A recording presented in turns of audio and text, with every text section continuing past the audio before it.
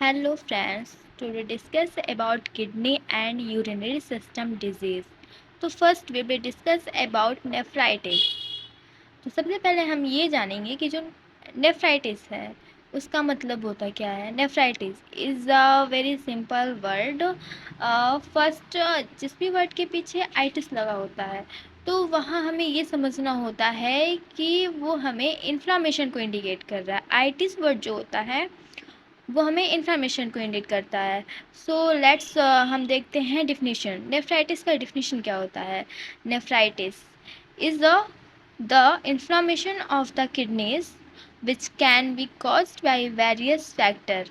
Nephritis जैसा कि अभी मैंने बताया आपको, जिस भी वर्ड के पीछे आइटिस लगा होता है वहाँ क्या होता है, इन्फ्लामेशन होता है। तो इसमें क्या होता है, नेफ्राइटिस जो डिजीज़ है उसमें यही होता है कि जो हमारी किडनीज़ होती हैं उनमें क्या होता है, इन्फ्लामेशन हो जाता है। इन्फ्लामेशन हो जाता है हमारी किसमें, किडनीज़ में।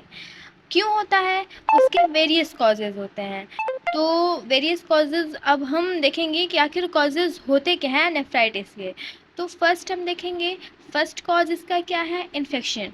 इन्फेक्शन की वजह से भी नेफ्राइटिस कॉज कर सकता है। वो इन्फेक्शन कैसा हो सकता है, मे बी बैक्टीरियल हो सकता है और मे बी वायरल हो सकता है।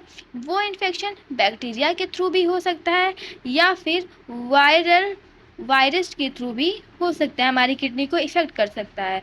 देन सेकेंड कॉज इसका क्या है, auto immune disorder. Allergic reaction की वजह से भी होता है। और अगर किसी भी पेशेंट का या फिर किसी भी पर्सन का ब्लड प्रेशर क्या है, इंक्रीज है, हाई होता है, तो उसकी वजह से भी हमें क्या होता है, नेफ्राइटिस कॉज कर सकता है। डायबिटीज़ के पेशेंट को भी नेफ्राइटिस कॉज कर सकता है। और सर्टन मेडिकेशंस की वजह से, कुछ मेडिकेशंस की वजह से भी क्या होता है, नेफ्राइटिस कॉज कर सकता है। ओके, फिर हम नेक्स्ट क्या देखते हैं, साइन एंड सिम्टम्स। साइन और सिम्टम्स, नेफ्राइटिस के साइन और सिम्टम्स क्या होते हैं, आखिर क्या लक्षण होते हैं नेफ्राइटिस के। तो फर्स्ट इसका साइन क्या होता है, हीमेचूरिया। हीमेचूरिया का मीन्स ये होता है कि जो हमारी यूरिया है, यूरिया में क्या होता है, ब्लड का आना। यूरिया के साथ ब्लड का आना, uria with blood is called hematuria. Then next क्या होता है, प्रोटीन यूरिया, सेम एज हीमेचूरिया।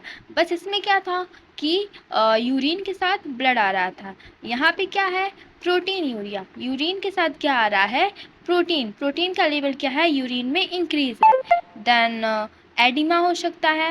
उसके बाद जो हमारी बीपी है वो भी क्या हो सकती है, इसमें इंक्रीज हो सकती है।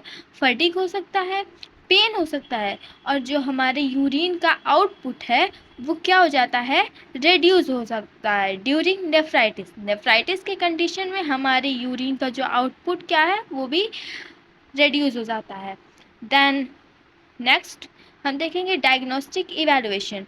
इसको हम असेस कैसे करेंगे, नेफ्राइटिस को असेस कैसे करेंगे, डायग्नोसिस करेंगे कैसे इसका। तो फर्स्ट हम क्या करेंगे, इसमें यूरिन एनालिसिस कराएंगे। Urine analysis to check for blood and protein in urea. Okay, हम यूरिन एनालिसिस इसलिए करवाएंगे ताकि हम यूरिया में ब्लड और प्रोटीन के लेवल को असेस कर सकें। देन सेकेंड क्या है, ब्लड टेस्ट करवाएंगे।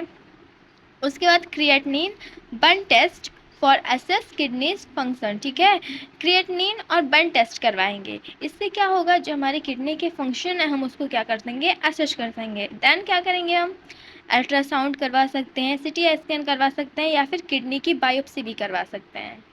Thank you.